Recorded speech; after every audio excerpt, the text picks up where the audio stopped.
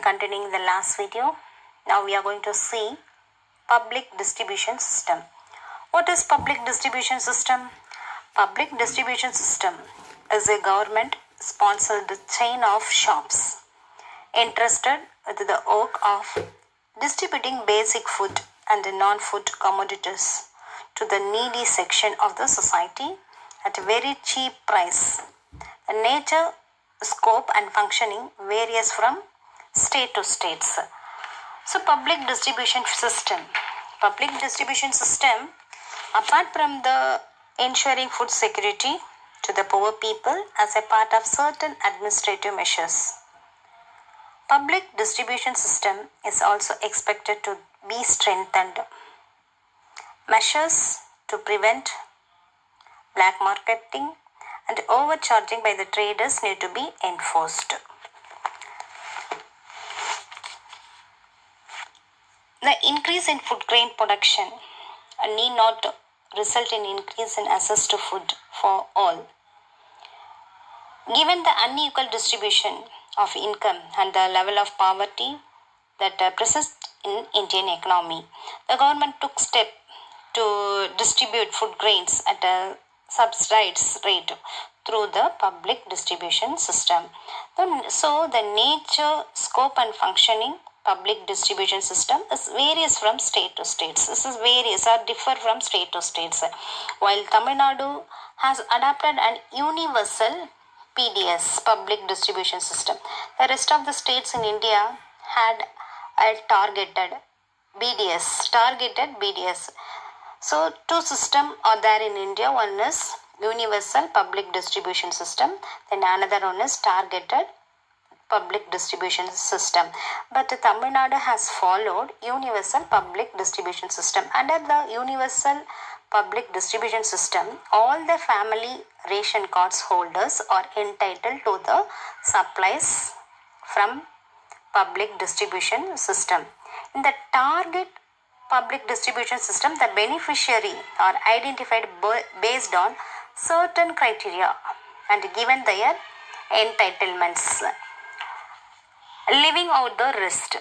Both the union and the state government subsides the supplies distributed through public distribution system. The level and quantum of subsidy also varied across the state. Subsequently, the National Food Security Act was passed in the year 2013. The NFSA means the National Food Security Act was passed which year 2013. The NFSA covers 50% of the urban household and 75% of the rural households. These households are known as priority households identified based on a set of criteria. Priority household of this country now has the right to food supplied through public distribution system. The union government supplies rice at the rate of 3 rupees per kg, wheat at the rate of 2 rupees per kg and millets at the rate of 1 rupees per kg. Under the NFSA means National Food Security Act. Tamil Nadu continues to have the universal system of PDS and supplies rice at free of the cost to all card holders. Then now Tamil Nadu has introduced a new system, that means biometric smart family card system. The government of Tamil Nadu has declared that the smart family card will be issued in the lieu of existing family card. It has also been mentioned that the Director of Census Operation under the National Population Registry is conducting biometric capturing of 10 fingerprints, 2 iris and a face scan of the citizen to issue the unique identification number. After completion of this process of biometric capturing, it has been proposed to adopt this data to issue biometric smart family cards. The advantages is that since it is based on unique identity, the data duplication of members, and the both costs can be eliminated. The next, National Food Security Act in Tamil Nadu. On 1st September 2016, Tamil Nadu became the last states in the country to implement the National Food Security Act after holding out for 3 years. In a government order issued on 27th October, the state specified that while it was enforcing the law, it would be modifying its provisions. Now we are going to see role of consumer cooperatives in food security. Consumer cooperatives play an important role in the supply of quality of goods at the responsible rates to the common people. Its work as a three-tier function. So there is a three-tier structures of consumer cooperative societies in India. They are primary consumer cooperative society, central consumer cooperative stores, and the state level consumer federation. So it worked as the three-tier structures. More than 50,000 villages level societies are engaged in the distributions of consumer goods in rural areas. There are many benefits to consumer cooperatives such as healthcare, insurance, householding, etc. This scheme is playing an important role in food security in India. For example, out of all fair price shops running in Tamil Nadu, around 94% are being run by cooperatives. You know, what is buffer stocks? Buffer stock is a stock of food grains, namely wheat and rice, procured by the government through the Food Corporation of India. The Food Corporation of India purchases wheat and rice from the farmers in the states where there is surplus production. The farmers are paid pre-announced price for their crops. This price is called as minimum support price. The minimum support price is declared by the government every year before they sowing the season to provide the incentive to the farmers for raising the production of the crops. The purchased food grains are stored in granaries. So buffer stock is done to the distributive food grains in the deficit areas and among the poorer section of the society at a price lower than the market price, also known as the issue price. This also helps resolve the problems of a shortage of food during adverse weather condition or during the period of calamitous. Then next we are going to see purchasing power. Purchasing power. What is purchasing power? Purchasing power is the value of currency expressed in terms of the amount of goods or service that one unit of money can buy. If the price increase, purchasing powers decrease. So if the goods of the price has increased, the purchasing power of the people decrease. So what are the factors affecting the purchasing power? What are the factors? There are 6 factors affecting the purchasing power.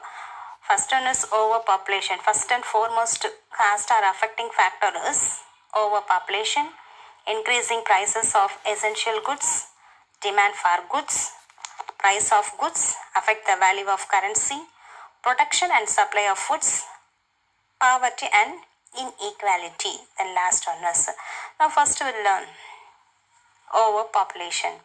The population growth rate in India is high as 1.7 per thousand. Large population leads to increase the demand, but supply was not equal to the demand. So the normal price level will be going on higher price. So it's affecting the purchasing power, especially in the rural areas, especially in the rural population, affecting the purchasing power. Then increases price of essential good. How it's increase the prices of essential goods? Even though there has been a constant growth in the GDP. GDP means gross domestic product. And the growth opportunities in the Indian economy. There have been steady increase in the price of essential goods. The continuous rise in the price erodes the purchasing power and adversely affect the poor people. During 2015 to 16, an average rate of 2% fled inflation. The price of pulses rose by about 40%. The next one is demand for goods. Demand increased. When demand for goods increase, the price of the goods increase. Then the purchasing power is affected. So, if the demand increase, prices automatically increase the goods. The next we are going to see price of goods affect the value of currency. When the price increase, the purchasing power decreases. If the prices increase in the goods, the purchasing power of the people is less. So it's decreasing. And finally the value of currency decreases and vice versa. The next one is production and supply of goods. The production and supply of goods is decline. The price of goods increase, then the purchasing power is also decrease or affected. The next one is poverty and inequality. There exists a huge economic disparity in the Indian economy. The proportion of income and assets owned by 10% of the Indian goes on increasing. This has led to an increase in the poverty level in the society. Generally, purchasing power is affected by poverty and unequal distribution of wealth also. Purchasing power affect every aspects of economics, from consumer buying goods to the investors and stock price to the country's economic prosperity. As such, a country's government institutes policies and regulation to protect a currency, purchasing power and to keep an economy healthy. One method to monitor purchasing power is through the consumer price index. Purchasing power parity. What is purchasing power parity? A concept related to purchasing power parity is an economic theory that they estimate the amount that need to be adjusted to the price of an items given exchange rates of two countries in order for the exchange to match each currency purchasing power. So purchasing power parity can be used to compare countries' income levels and other relevant economic data concerning the cost of living or possible rates of inflation and deflation. Recently, India became the third largest economic in terms of purchasing power parity. China became the largest economic purchasing power, the USA to the second positions. Today class, what we learn? Today class, definition of food and security, definition and meaning of the food and security. What are the basic component of food and security? Availability and access to food grains, public distribution system. Then role of consumer cooperatives in food security. What are the factors affecting the purchasing power? Students, please note down the assignment. 2 marks. Define food security according to FAO. What are the basic component of food and nutrition security? Explain ship to mouth phenomenon. What is the role of FCI in Green Revolution? What are the effect of Green Revolution? The next detail.